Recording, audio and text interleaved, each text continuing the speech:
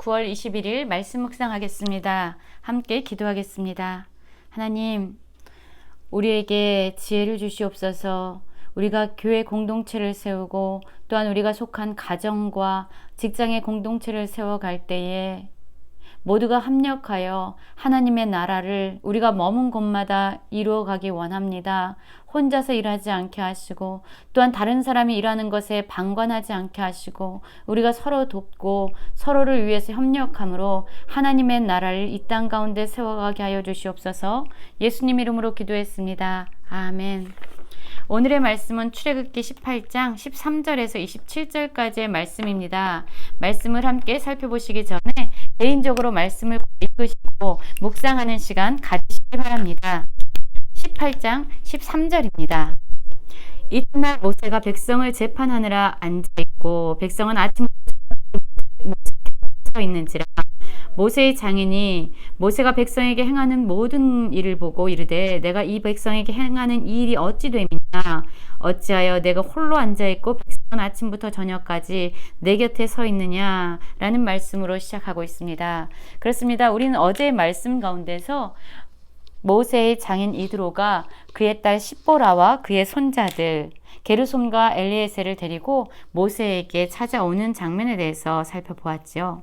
그리고 이튿날에 모세가 이스라엘 백성을 어떻게 이끌어가고 있는지 또한 모세가 행하고 있는 일이 무엇인지에 대해서 자세히 살펴보게 됩니다.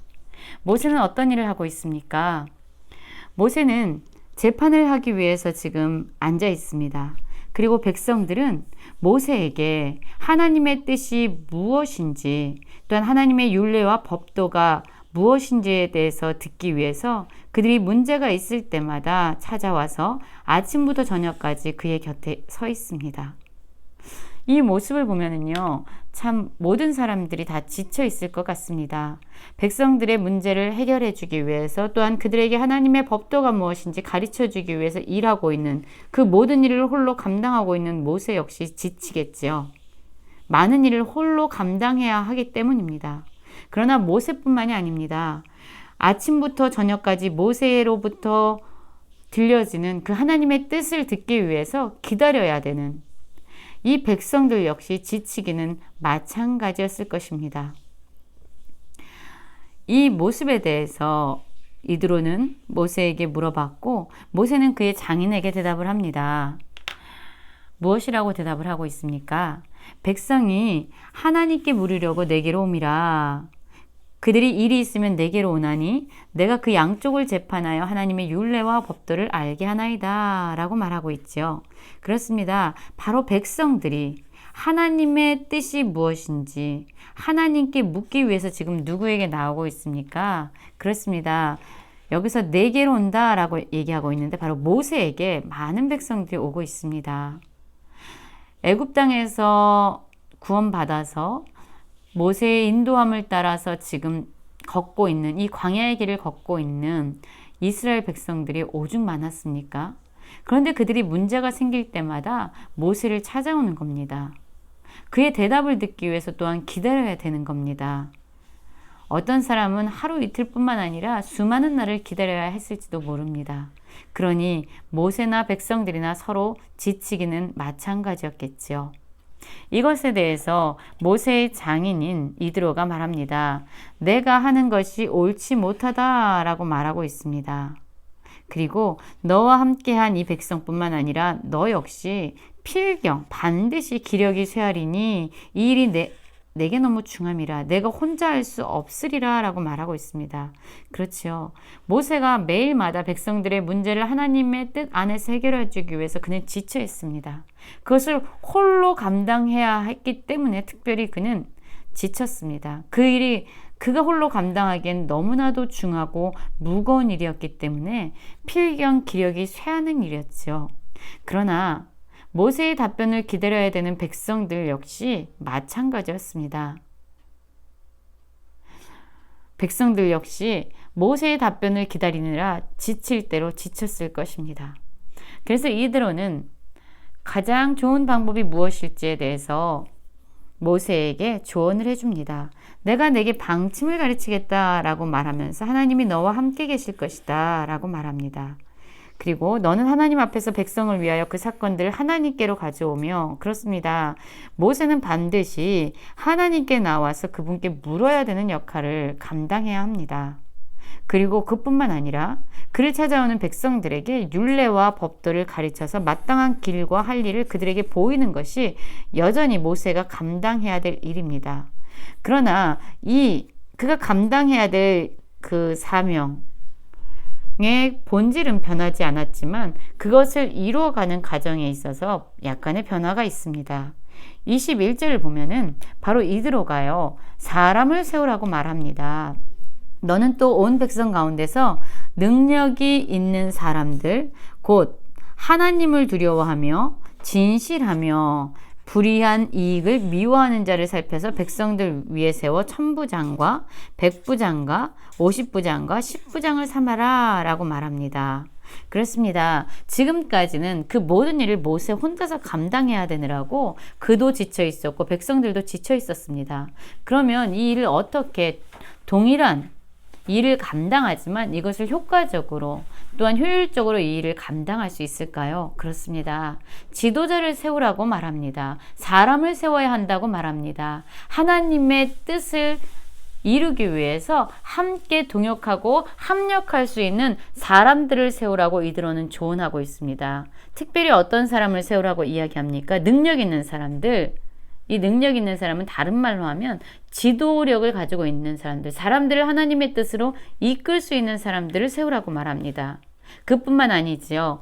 여호와 하나님을 두려워하는, 하나님의 주권을 인정하는 자들, 또한 하나님의 뜻하심을 가르치기 위해서 그분을 경외하고 두려워하는 사람을 세워야 한다고 했고, 또한 진실하고 또 불의한 이익을 미워하는 자, 그래서 자기의 탐심에 따라 자기의 정욕에 따라 하나님의 재판을 왜곡되이 판결하지 않을 수 있는 사람을 지도자로 백성들 위에 세워서 이 하나님의 일을 함께 동역해 나가야 된다라고 이야기하고 있는 것입니다. 그래서 그들이 어떤 기준으로 작은 일, 큰 일을 나눴는지는 모르겠지만 그 작은 일들은 모세가 세운 이 지도자들이, 동역자들이 함께 하지만 또 큰 일이 있으면은 그것은 모세에게 직접 가져와서 그가 행하게끔 하라고 말하게 됩니다. 그렇게 될 때 동일하게 하나님의 뜻을 백성들에게 알려주고 그들을 재판하는 일을 하게 되지만 그것은 한 사람에게 과중하게 몰리지 않아서 이 일은 효과적으로 효율적으로 모든 사람들이 만족할 만한 그런 결론에 이르게 될 것이다.